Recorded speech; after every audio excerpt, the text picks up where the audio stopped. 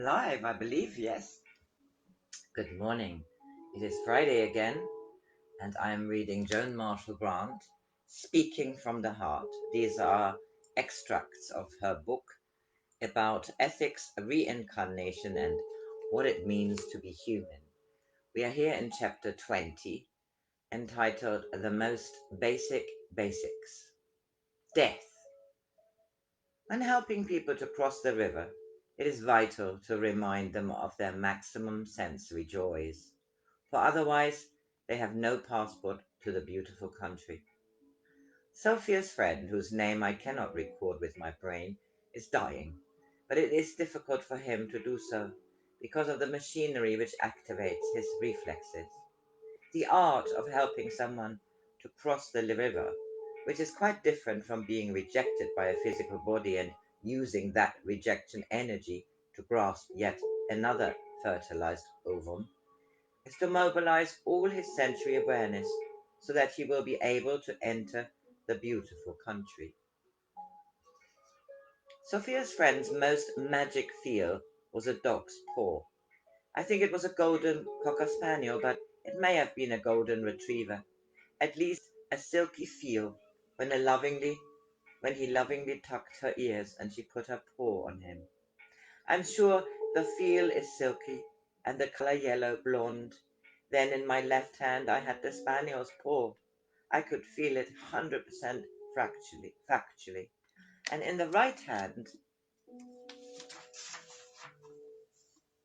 a tentative hand, his wife's, which became more solid as I told them the object of the exercise. In this hand you feel everyone you have touched in love. Technique again. Say very firmly and with full authority. If you have not sufficient authority to cope with a situation, then ask your immediate superior to help you to learn how to do it. In your right hand and in your left hand, you feel the link of a friend. Whether that link happens to have fur, flesh, or feather is irrelevant. Then feel their hands and do not look back. Do not look back. Do not look back. This capacity for looking back is now more dangerous because it is more difficult to leave the physical body when so many well-intentioned people are different to individuals, try to keep it doing its 3D functions, heart, beat, etc. Now, for him or anyone else to enter the beautiful country where feel sensory awareness is so much more intense than in 3D, that only those who have used their five senses can see it as heaven instead of a hell from which they escape into yet another ovum. Remember the feel.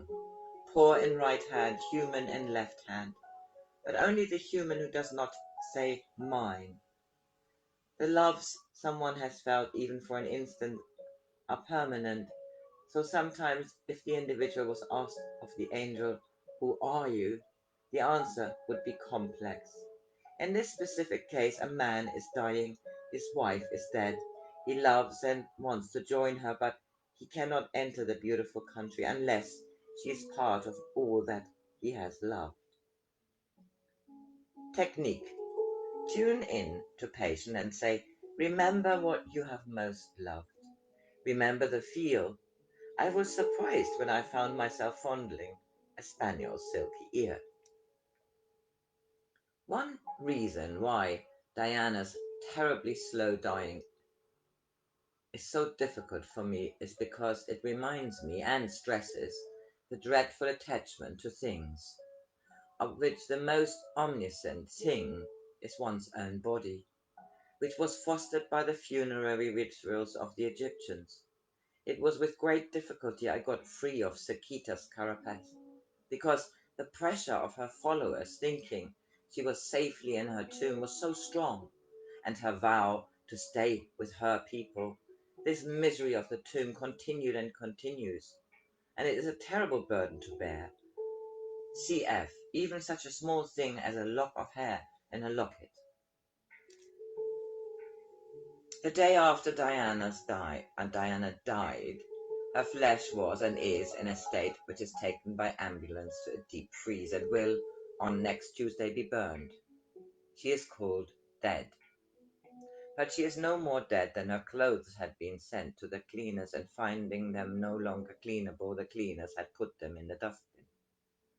But if, as Diana, one tremendously believes in one tremendously believes in clothes, which are things, photographs, furniture, sentimental objects, etc., etc., letters, even golf clubs, it is very, very difficult to dispose of one's carapace. And I mean carapace, the shell which protects a tortoise against feeling what is bombarding it from the other living things in its immediate environment. The carapace is called family, heredity, upbringing, etc., and above all, duty. It is what individuals who cannot bear the impact of the overlap, the shared feeling, use to protect themselves from the not very bright lit of extra 3D. Diana had cancer because if the carapace, i.e., the flesh, is used as a defense against feeling instead of an expression and instrument of feeling, then the energy which should give an outlet of energy becomes circumscribed, and the living cells, having no outlet, become rogue cells. And like delinquent children who burn down the schoolroom in which they have refused to learn, destroy their environment. Duty is not enough. Courage is not enough to keep a physical body in a condition where it has sufficient energy to maintain health. Cancer is always a symptom that the body has been frustrated beyond the limits that 3D flesh can sustain. Cancer is not a symptom of wrongdoing.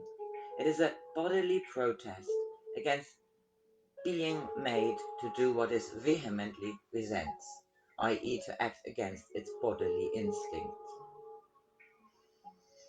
That night I, both half awake and half asleep, concentrated on Aunt Betts so that she relived her happiest days at Collonges. It was interesting that I remembered details which, though important to her, new food, views, friends, etc., were so rerun of the mill to me that I would have thought they were now nowhere in my brain records. It was very helpful that during this period she knew Ray. I had forgotten they even met each other, and two other people who proved very helpful when I called on them to help look after Bets. The object of such constant companionship was to keep her sufficiently aware of the plus 3D reality to prevent her being tuned into her physical body by interruptions, such as injections, pulse taking, drips, etc., etc., and even worse, the clinging on of relations, etc., who try to receive last messages. It is important that whispers disturb the patients far more than a loud voice. Reason being that it is easy enough to switch off the five senses. One has practiced in this easy normal in this every normal day, not registering sirens, planes, movies, etc. But the alert against danger is far more ingrained and acute. A whisper registered urgency, danger. So never whisper in the super acute hearing of a patient who seems unconscious, still with a breather tube in after an anesthetic, for instance, or in a coma. It is in this state that the patient is most receptive, hence why letting a patient know what has been done during an operation, which muscles should be reknitted, which blood vessels cut, so that the blood flow must be rerouted. It is very important and leads to miraculously rapid healing. The miracle is in fact only that the patient has been given the necessary information with which to use their own energy to the best advantage. The same instructions when the patient is fully conscious is seldom as effective as their forebrain usually blocks or distorts the information. Many times a nurse has brought me has taught me balmy for talking to a deeply unconscious patient. But evidence for the effectiveness of this technique, freedom from nausea, pain, and rapidity of healing, was sufficient for Dr. Kerr Clarkson to get a government grant for an experimental 10-bed hospital where he and I could demonstrate the value of freedom from fear as an aid to operative techniques. Unfortunately, he died of a heart attack, and I was not medically qualified, so the project died stillborn. Important notes.